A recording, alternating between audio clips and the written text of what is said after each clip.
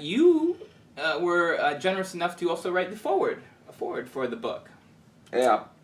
And in the forward, one of the things you answered is why Sean Leslie is such a big name. A lot of people out there are probably wondering why he received the honor of getting his name incorporated into the title of the book. Could you explain to our audience why Sean Leslie is a big deal? I sure could.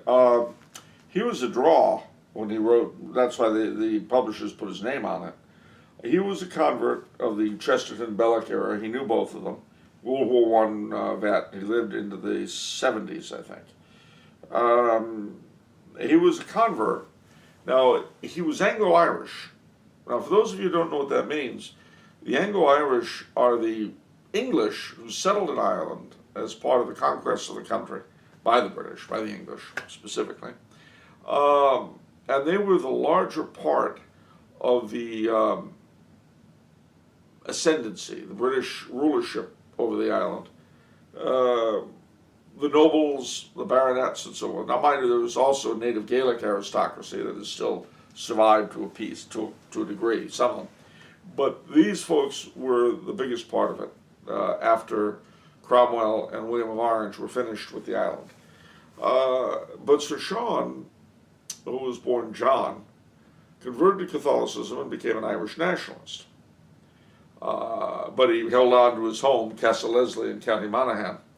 And the interesting thing, his father, also Sir John, was the Lord Lieutenant of the county, which in the British setup, the Lord Lieutenant is sort of the head of the county structure. It's mostly ceremonial, but he has a certain amount of responsibility toward the militia and drilling and things like that. So during the Troubles, the Leslies, unlike a lot of the Anglo-Irish, were always pretty popular with the locals. So one morning during the Troubles, about 1921, Sir John was having his breakfast. He looked across the little lake there at Castle Leslie, and he saw troops drilling. And he thought, well, I'm the Lord Lieutenant of the county. If there's going to be any drilling, I shall inspect them. So the chauffeur pulled out the car, he hopped in the limousine, drove around the lake, hopped out. The commandant of the camp saluted smartly. He reviewed the troops, got back in, drove back. It was the local battalion of the IRA. Wow. Oh, oops. Oops, indeed. On both sides. But, you know, nobody made any comment about the fact. But Castle Leslie was spared when a lot of the great houses were burned down. At any rate, Sir Sean made quite a name for himself as a writer, and he wrote on a huge variety of subjects, fiction and nonfiction both. So by the time he wrote this book in the 50s, he was very well known to the Catholic audience in Britain, and to some degree in the United States. There was a publishing house in the United States in those days called Sheed and Ward. And they were Frank Sheed and Maisie Ward. Frank Sheed was an Australian apologist. Maisie Ward was English. But they specialized in bringing English Catholic literature to the American Catholic audience. So they had begun as an English publishing house, but they moved to New York City. And they were the Catholic publishing company. They sure were. They sure were, especially in this country after they came over. Yeah. And they were very, very well known. And so, as I say, when the book came out, saying Sean Leslie's Ghost Book was a huge selling point.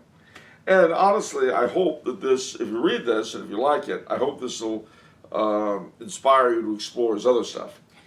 I don't know if you just mentioned, maybe you did, and I missed it, but in the foreword you also say he's Winston Churchill's cousin. Yes, this is true. His mother was the sister of Churchill's mother, both American, the Jerome sisters. So he was very much at the center. I mean, on the one hand, he was an Irish nationalist, but he was also at the center of the British establishment. And he was Anglo-Irish. And he was a convert. I mean, you know, it's kind of funny because he comes from such a prestigious family. He's got friends in high places, Hilaire Belloc, G.K. Chesterton. And then he writes a book on ghosts, which isn't the most prestigious topic in the world. It's not here and now, but it was when he was writing. Also, Castle Leslie is pretty well haunted. You know, he doesn't talk about it in the book, but his granddaughter, whom I had the pleasure of meeting at Castle Leslie, filled me in on some of the ghost tales there. Oh, And it's a very pleasant house, but it has its spooky side.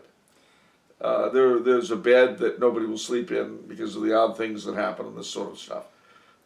Is she used to it? It's just plain. Yeah. Well, you find with people who live in haunted houses where things do go bump in the night, you get used to it. You get used to it, and you leave. You know, it's the same with haunted hotels, haunted private clubs, haunted restaurants. You adjust, you get out. I've known many such establishments, and the employees, the longtime employees, have gotten used to it. They'll curl your hair, you know, very matter-of-factly. Yeah, you know, it took some getting used to. Yeah, I'll bet. It's just you really don't want to be in here on Thursday nights after midnight. It's okay the rest of the week, but after midnight, forget it. Great, thanks for sharing. So, none of us ever open up locker number 4. You never know what you're going to see. That's terrible. Oh, man. Okay.